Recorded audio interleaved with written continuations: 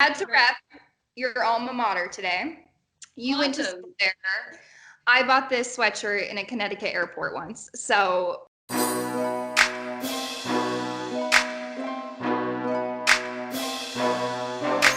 what's up, guys? I'm Mina Smith here with Mina Kimes. Thank you so much for joining me today. I have to ask you, like, do you see it? Do you see? We definitely have the same hairstyle. There's a lot of parallels going on. Whatever. The swoop. I'm gonna ride this wave for a while because you're a freaking unicorn. Prior to ESPN, you were working in business and investigative journalism. At what point did you decide, you know what, I think I'm going to make the transition into sports? So I didn't really decide.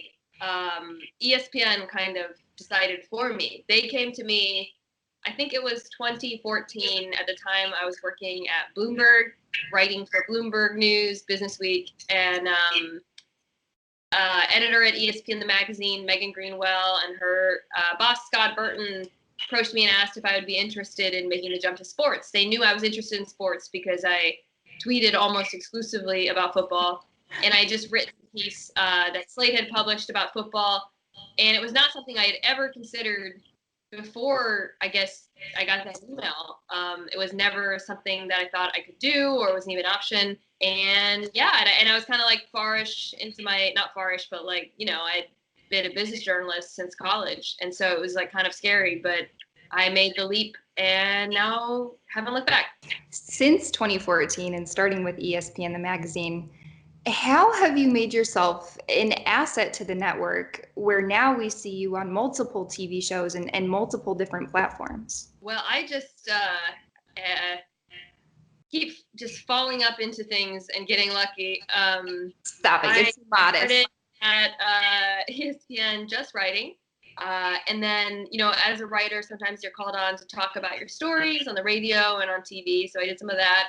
Started doing, my friend Bill Barnwell has a podcast, The Bill Barnwell Show. Did that with him a little bit, talking football. Started doing fantasy football radio. Kind of one thing led to another. Did a radio show from there with my friends Dominic Foxworth and Clinton Yates. And then started doing Around the Horn, Highly Questionable, which is what I'm in Miami right now to do. And yeah, that was pretty much it. From there, you know, it was just kind of doing one thing that led to another. And now I just do a bunch of different things. How many times are you going to get duped? I have not been duped this week. It's today, we're recording this, and I have not gotten duped, so I'm feeling pretty good. Okay, you're on a high right now. I know, it's always when I'm feeling confident that I get brought down, so. Stay focused. Stay focused. I know. I tell myself that. It's weird because the old man on Poppy on Highly Questionable, he'll get you when you least expect it. Because you show it at the end of the show, so everyone thinks you're an idiot, but they'll do it like an hour before or something, and then they just put it at the end. So there's no excuse. Inside knowledge there. Thank you. So I popped your name into Google, and I saw that you were a speaker last year at the Association for Women in Sports Media Conference. And you said that being a woman in sports isn't challenging, but an edge. What did you mean by that? Well, you know, I so often get asked about like being a woman on television in sports or reporting as though it's like this massive, like you're an alien or something. Like, how do you do it? Like, you know, wow. I think because we so often hear about, I think, the negativity that you encounter online and some of the like challenges like navigating a locker room or whatever. And those totally exist. And I am happy to talk about them with people and how I navigate them. I think we all deal with a lot of negativity online these days, though. But I really often, I think it's true. And I also try to think about being different as being like an advantage, right? Because as a reporter, it would help me a lot, just not in terms of like the experiences I brought to the table. I think so much of being a reporter is the experiences you bring to the table when you're asking questions and forming stories and coming up with ideas, but also just how you interact with people. Like, quite frankly, you're more memorable to athletes and coaches. And, you know, you can stand out a little bit with some of those different perspectives. Same thing when you're opining on television, when I'm asked to give analysis, like, it really helps when you come at things. It's so hard in our landscape to come up with a different take or a different approach or talk about something and stand out. Because if you turn on sports television, we're all talking about the same stuff every day, right? And I just think being a little bit different is a massive advantage in that respect where it's so difficult to stand out, not just visually, but also the way you might think. Okay, I came up with this quick little game that we're going to play of Superlatives, NFL edition. So, as a team, most likely to succeed. I'm really high on the Philadelphia Eagles this year. Okay. That's actually my current Super Bowl pick. So, yeah. I'll pull this clip, Super Bowl time, upcoming season, repost it. Shout out Mina. If they win, then you If get. if they win. If they lose, don't worry, I'll delete the whole thing. As a team, most changed. Oh, that's a good one. Trying to think of teams that. Well, I mean, the Dolphins pretty much tore it down, and they're starting over.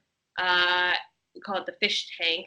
So that would be a good one. But I'll go with the Arizona Cardinals. Also, are really like everything's different now. New coach and Cliff Kingsbury, new quarterback and Kyler Murray. It's going to be an entirely different offense. Not a ton of changes on defense, but that offense is going to look so radically different from the last few years that I'll give it to the Arizona Cardinals. Next up, as a team, best all around. You got to go with the Patriots for that. Well, that's not true because while I think the Patriots have like probably the premier organization, if I'm really looking at a roster from head to toe, I'll go with the Rams. I mean, the Eagles would be the other choice and they're my Super Bowl contender, but I think the Rams made a lot of really nice additions just around the edges to an already really great team. Last one. Mina, your vote for the most dynamic duo in the NFL. Dynamic duo. So that could be a lot of different things, right? That could be quarterback and running back, quarterback and receiver. I'll go coach and quarterback, and I'll give it to my beloved Andy Reid and Pat Mahomes in Kansas City because that combo is the most fun. If you're like a football nerd and you love offense, they have been extremely fun to watch work together, and I think they're going to be really fun to watch this year again. Okay, I'm from Chicago, so give me a quick your synopsis on what you think is going to happen for my Bears. Please. Well, okay, so Bears fans have been kind of upset with me because I have been saying there's a little bit of not a little bit, that there's an opportunity for regression there. Just because they did lose their defensive coordinator, Vic Fangio, who's a genius. A couple of minor losses on the defense, but they were so good last year on defense. It's really hard to repeat, especially when you were like really healthy the year before, which they were. So I think that there could be some regression on defense. It's going to be incumbent on Mitch Trubisky to like take another step forward because he's going to have to do a lot more for the team. That Madden rating just going to keep going down. Yeah, I know. Even that's too low even for me, and I'm not like the biggest Mitch person in the world, so. Okay, we'll see. We'll see. Thank you for like some hope, but like reality in Make it nice for you. I did too. So we had some great fan questions for you, so I want to get to as many as we can today. Wow. So, yeah, you popular. So, similar questions from Roseanne Sapia and Brandon C. Smith 5. Wanted to give them both a shout out. And they were just wanting to know, what was it like for you making the transition from hard news into sports? You know, it was easy in some ways and difficult in others. Easy in that if you're a reporter going to be, and I started as a reporter at ESPN, not doing television, that it's the same tools, writing, asking questions, formulating stories. Like it's a lot of the same sort of things that go into the process. The difference was the subject matter is all different. So I had to learn a lot of, not really like learning about sports, but more learning like, how do I get in touch with an athlete?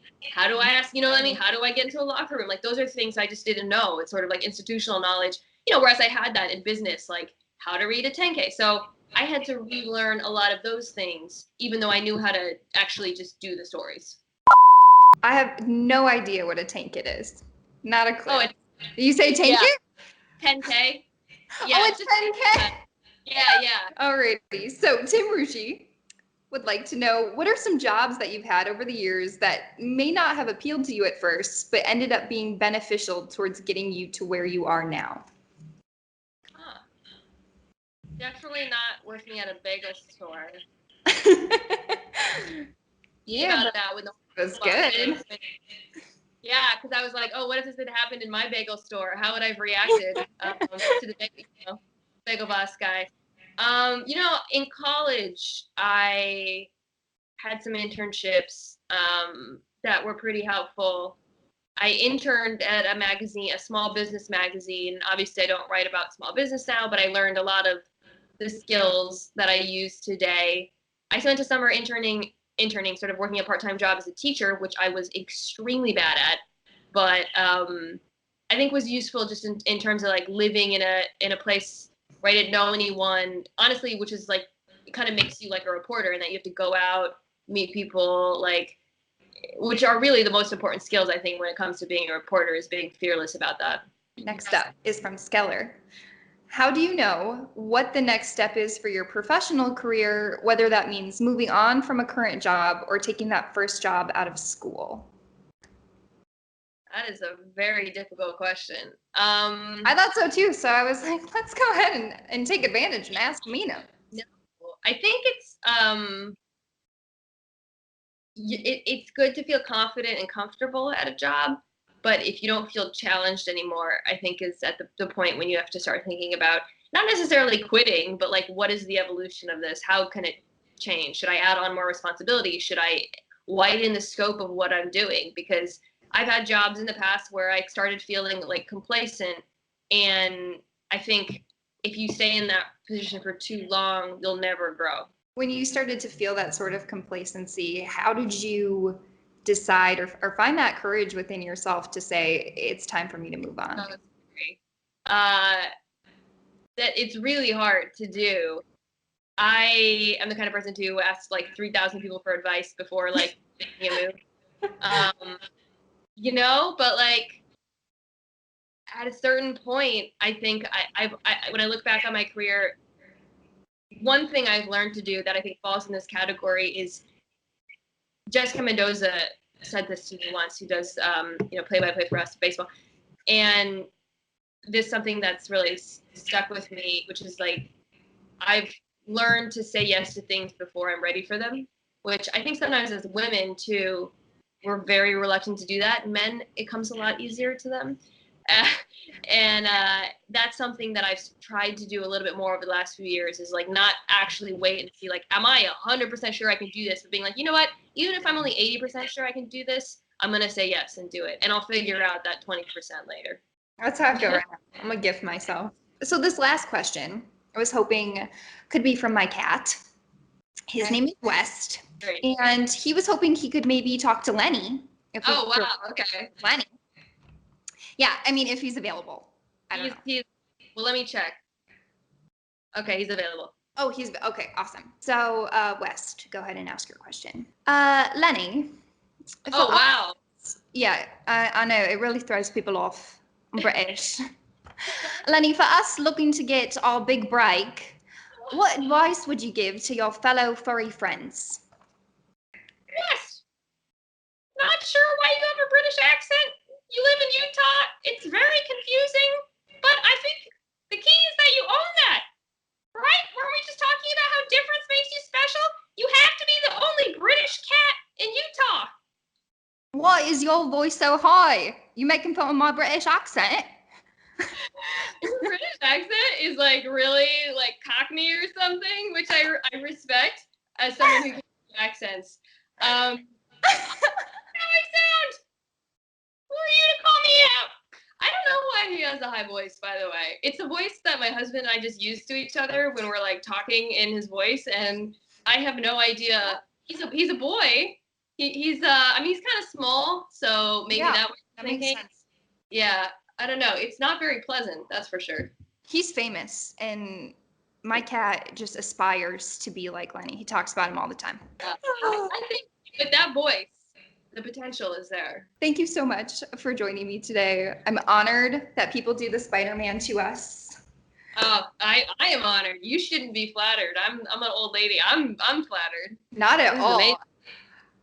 Wearing this sweatshirt was honestly a bad idea. Like you said, it's Utah and it's 100 degrees in here right now, and I'm sweating. I don't know if everyone can see my glow. I didn't see the bottom, so I assumed you were a BYU. Oh yeah, You know the BYU. got a full-on logo? sweatshirt. Okay, there we go. Yeah, because I had to I pull always it see out. BYU logo, and I get confused because they're so similar. But I like it. Thank you. But thank you so much again. And thank you for taking the time to join us here on the Amanda Smith Show. And thank you to Lenny for making a surprise guest appearance. Shout out. Thank you for having us on behalf of both Lenny and I. All right, guys, for Mina Kimes, I'm Amanda Smith. We'll see you next time.